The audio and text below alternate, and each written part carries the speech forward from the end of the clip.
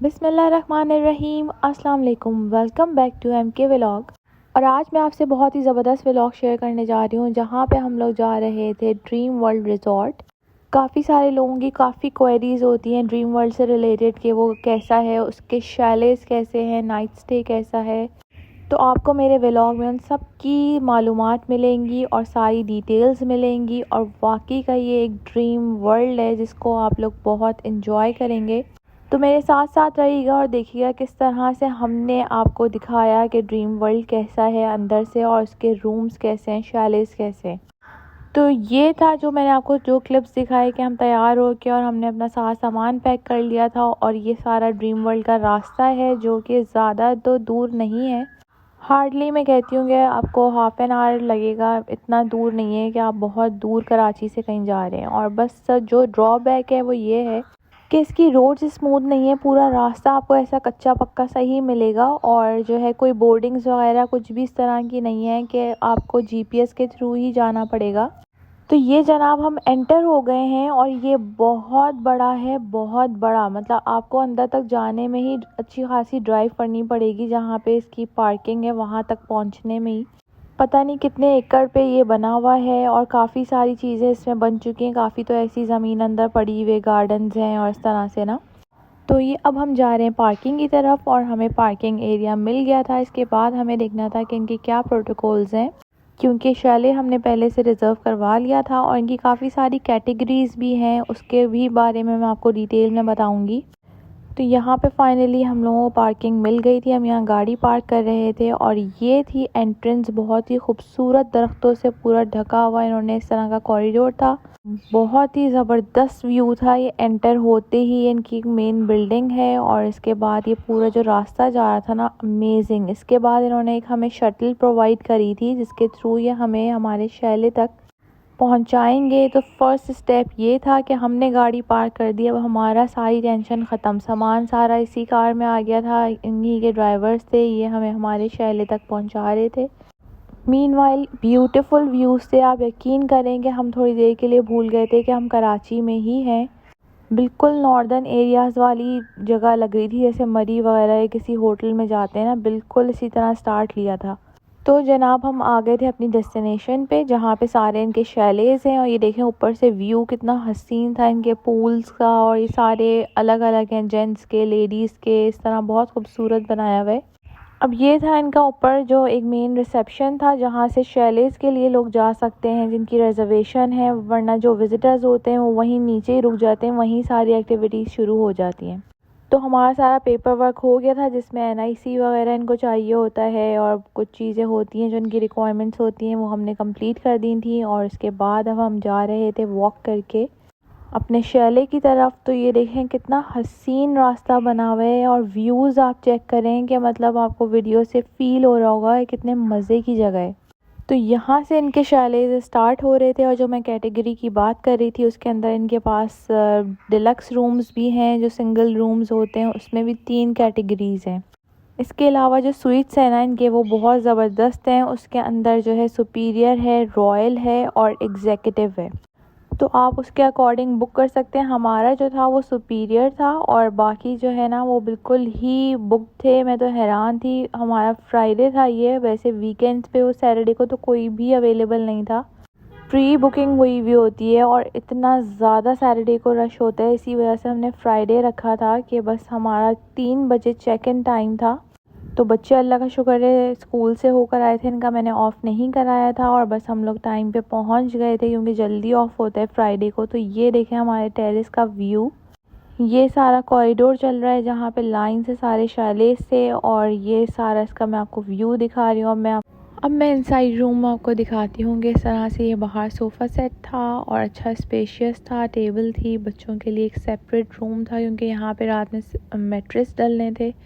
अंदर भी ये रूम काफ़ी बड़ा था, और एक सोफ़ा भी दिया हुआ था कॉर्नर पे, बेड था डबल, ड्रेसिंग टेबल थी, वार्डरोब थी पूरी। और ये वॉशरूम भी आप चेक कर सकते हैं कितना ज़बरदस्त इन्होंने बनाया हुआ था। तो ओवरऑल बहुत ही स्पेशियस और कंफर्टेबल रूम्स थे इनके, बहुत ज़बरदस्त मुझे लगा। और ये वार्डरोब स्पेशली मुझे बहुत पसंद आई थी।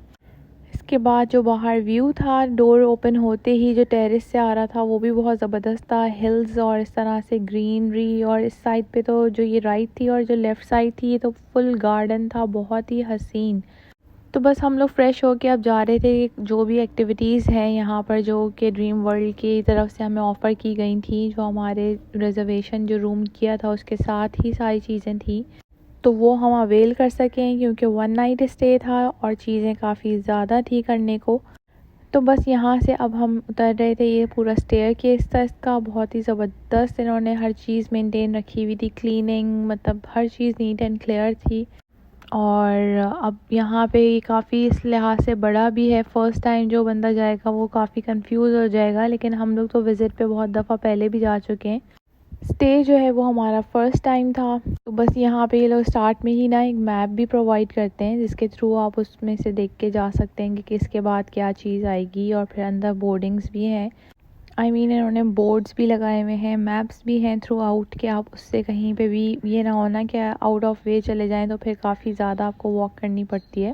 गार्डन्स जो है ना इसके, ये बहुत अमेजिंग थे। थोड़ा सा रॉक्स भी इन्होंने वाटर और इस तरह का लुक दिया हुआ था, मतलब कि बहुत ही कुछ चीज़ें ऐसी होती हैं जो आप देख रहे होते हैं, इतना दिखा नहीं सक रहे होते हैं। तो मुझसे भी जितना हुआ मैंने उतना कैप्चर किया, क्योंकि बच्चों का भी साथ होता है ऑब्वियसली, और इरा बहुत छोटी है, उसके साथ फुल टाइम आपको जो है वो 24/7 अलर्ट रहना पड़ता है।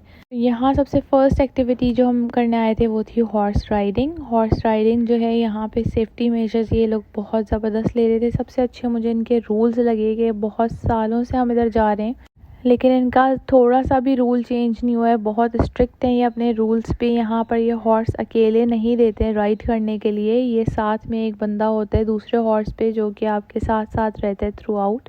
जिसमें बच्चे थोड़ा सा वो भी हो रहे थे कि मम्मा हमें अकेले से करना है, लेकिन मैंने कहा जो रूल्स हैं आप वही फॉलो करो, वरना ऐसे तो फिर ज़ाहिर है किसी एक बंदे को अगर अलाउ कर देंगे तो फिर वो सब ही कंप्लेन करेंगे। तो आज तक अल्लाह का शुक्र है कोई मिसहैप नहीं हुआ, वरना हॉर्स राइडिंग में भी आपको पता है कभी ना कभी कोई ना कोई चीज़ ऐसी हो जाती है, लेकिन ये लोग इस तरह का कोई रिस्क लेते ही नहीं है। अब जैसे ये वाला जो बेटा है इसको छोटा वाला इसके साथ स्लो रखा था उन्होंने हॉर्स। इसके बाद में बड़े वाले बेटे की थी राइड, तो उसने कह दिया था कि थोड़ा फास्ट रखिएगा। तो ये देखें स्टार्ट से ही उसको रनिंग वाला इन्होंने जो है ना दिया है राइडिंग, कि आप जो है अपना शौक़ पूरा कर सकें, लेकिन थ्रू आउट एक बंदा साथ रहेगा राइड के ना। तो खैर ये हमारे लिए सेफ्टी मेजर्स होते हैं। थोड़ा सा बच्चे अनॉय हो रहे थे कि भाई हमें ख़ुद ही से करना है, इनको क्योंकि आती है हॉर्स राइडिंग, ये लोग करते रहते हैं इस वजह से। तो सबसे कमाल जो बात थी वो वेदर था, बहुत ही ठंडा हो रहा था। आपको पता है कराची का वेदर, और फ्राइडे का था ये तो बहुत ही अमेजिंग था। धूप थी भी, तो वो बहुत मज़ेदार वाली धूप थी जिसको हम लोग एंजॉय कर रहे थे। अच्छा ये बेटे ने दोबारा राइड ली थी क्योंकि उसको बहुत ज़्यादा शौक़ है हॉर्स राइडिंग का, तो उसको एक राउंड तो फील भी नहीं हुआ था कि, तो उसने 2-3 राउंड्स लिए थे। तो यहाँ पे कोई रिस्ट्रिक्शन भी नहीं थी कि अगर आपने एक ले लिया तो दोबारा नहीं ले सकते। इस तरह से हम सब ने ही हॉर्स राइडिंग ली और बहुत अच्छा रहा। इसके बाद हम मैप देख रहे थे कि अब हमारा नेक्स्ट क्या है। तो नेक्स्ट हम लोगों ने जो सिलेक्ट किया था वो था बोटिंग, और बोटिंग बहुत ज़बरदस्त है यहाँ की, बहुत ही मज़ेदार व्यूज़ हैं इसके। मीनवाइल हम जा रहे थे तो ये पार्क था, साइड में सारे स्विंग्स थे। यहाँ पर आ गया था ये लेडीज़ पूल, और यहाँ पे इनकी बहुत ज़बरदस्त है सारी चीज़ें, लेकिन क्योंकि ठंड बहुत ज़्यादा थी हमने कोई भी वाटर एक्टिविटी नहीं करी थी, क्योंकि इनके यहाँ जो है ना टेम्परेचर कंट्रोल नहीं था। अगर पानी इन्होंने इस तरह से रखा हुआ होता कि भाई पूल्स का कि टेम्परेचर कंट्रोल्ड है तो फिर तो सही था, अदरवाइज़ इतनी सर्दी में मैंने मना कर दिया था। ऑलमोस्ट 8 डिग्री जो है वो कराची शो कर रहा था वेदर, और ये वाला एरिया तो मैंने ये कही थी 3-4 डिग्रीज और गिरा दो, क्योंकि इतना खुला, इतना बड़ा और हाईवे से भी आगे। तो यहाँ आप इमेजिन कर सकते हैं कि उससे ज़्यादा ठंड थी। अगर 8 बताया था तो यहाँ 5 वाला था, और फील लाइक तो 3 वाला था रात के टाइम ना। अच्छा ये ढाबा के नाम से यहाँ पे रेस्टोरेंट है जो कि हमने शॉर्ट लिस्ट कर लिया था रात के लिए, क्योंकि यहाँ पे 4-5 है रेस्टोरेंट्स ना, जैसे ये ढाबा ओपन एयर। हमने कहा रात में यहाँ मज़ा आएगा, सारा देसी फूड सर्व हो रहा था। ये कैंटीन थी QNN के नाम से, QNN के नाम से इन्होंने बड़ी पब्लिसिटी भी करी हुई थी, और इसका पानी भी QNN के नाम से ही पूरे रिजॉर्ट में मिलता है, जो कि मुझे बस ये चीज़ पसंद नहीं आई थी, क्योंकि हम लोग पानी में कॉम्प्रोमाइज़ नहीं करते हैं। अगर ये लोग हमें बोल देते कि भैया आप पानी ला सकते हैं, पानी इन्होंने मना कर दिया था, और अपने रिजॉर्ट पे सिर्फ जो इनकी स्पेशल QNN की बॉटल्स थी बस वही ले सकते थे, और कोई पानी नहीं मिल रहा था। तो एनीवेज पानी सही था, हमने फिर मजबूरन ज़ाहिर है वही वाला पानी पी रहे थे। और ये एक बहुत ही खूबसूरत सी बिल्डिंग थी जहाँ पर मैं पिक्चर्स के लिए जा रही थी ऊपर, और बहुत ही खूबसूरत पिक्चर्स के लिए यहाँ पर जगहें हैं। और बस ये होता है कि बच्चों के साथ आप जितना लिमिटेड कर पा रहे होते हैं उतना ही होता है, लेकिन अल्हम्दुलिल्लाह हमारा काफ़ी चीज़ें कवर हो गई हमारे इस विज़िट में।